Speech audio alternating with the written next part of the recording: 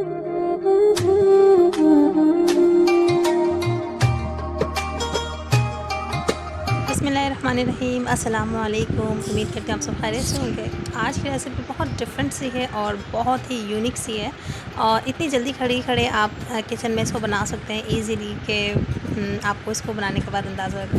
तो जो इंग्रेडिएंट्स हैं इसके अंदर बहुत सिंपल से वेजिटेबल्स जो भी आपको पसंद हो वो। मसाले जात में सिर्फ काली मिर्च, कुटी हुई मिर्च, नमक और चिकन पाउडर और ये मोज़रेला चीज़ थी और ये टोटली ऑप्शनल है। और चिकन भी मैंने जो है बॉयल किया, उसको श्रेड कर लिया था। बाकी तमाम जो है वेजीज़ को मैंने जो है 2 चम्मच तकरीबन ऑयल डालने के बाद मैंने इसको फ्राई किया और फिर उसके बाद मैंने इसके अंदर चिकन मसाले जात और सोया सॉस और सिरका और जो है चिली सॉस, तीनों सॉसेस टोटली ऑप्शनल है अगर आपको पसंद हो तो। लेकिन चाइनीज़ जो है जिस तरह के भी आइटम्स आप बनाते हो तो इसके अंदर जो है इस तरह की चीज़ें डालने से ही बहुत मज़ेदार सी एक अच्छा सा जो है टेस्ट इन्हेंस होता है। आप इसमें देखेंगे कि मैंने लहसुन अदरक का पेस्ट बिल्कुल भी ऐड नहीं किया क्योंकि इन सब चीज़ों में मुझे अच्छा नहीं लगता है, लेकिन अदरवाइज़ अगर आपको पसंद हो तो आप उसको डाल सकते हैं।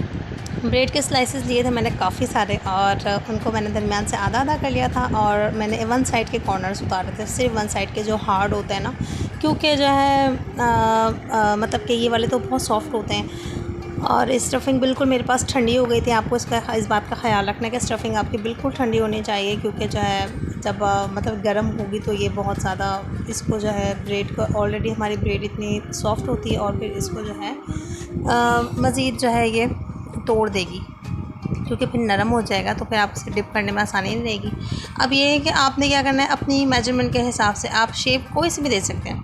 इसके अंदर मैं आपको एक और बात बताती चलूँ कि अगर आपके पास सैंडविच टोस्टर है तो बेस्ट है। आपने साबुत के साबुत उसके अंदर रखनी है, मसाला ऐड करना, ऊपर से एक और रखनी है और आपको इसको टोस्टर में जो है टोस्ट कर लेना है, सैंडविच बन जाएंगे। फिर आप उसको जो है ना कि आगे वाले जो मैंने जो है मेथड रखा है बेसन में इसको डीप करने वाला, तो आप वैसे भी बना सकते हैं।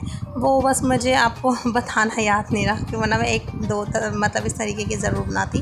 तो ये वो वाला मेथड भी बहुत इजी होता है और ये वाला मेथड भी बहुत ज़्यादा इजी है। तो बेसन में मैंने सिर्फ जो है नमक और थोड़ी सी कुटी हुई मिर्च ऐड करी होगी।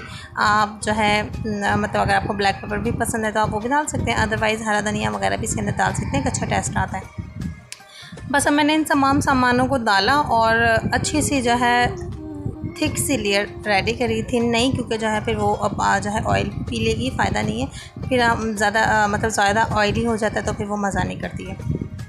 अब मैंने इसको अच्छी तरीके से जो है फेंटा और अगर आपके पास कांटा है तो बेस्ट, अगर आपके पास ये है इसको क्या कहते हैं मुझे नहीं पता, तो जो भी है रई, हम लोग तो रई बोलते हैं, आप लोग क्या बोलते हैं आई डोंट नो। तो बस ये है कि मुझे बेसन थोड़ा सा थिन लग रहा था तो मैंने उसको मज़ीद और डाल के ऐड किया और उसको मैंने थिक किया थोड़ा सा, क्योंकि जो है ना थिन जो होता है ना, जो पतला हो जाता है मतलब कि फिर वो जो है ना मज़ा नहीं देगा क्योंकि कोटिंग पतली हो जाएगी। बस इस तरीके से मैंने इसको खूब मिक्स किया अच्छी तरीके से मिक्स किया कि इसको इसके अंदर एक भी लम्स गुठली ना रहे।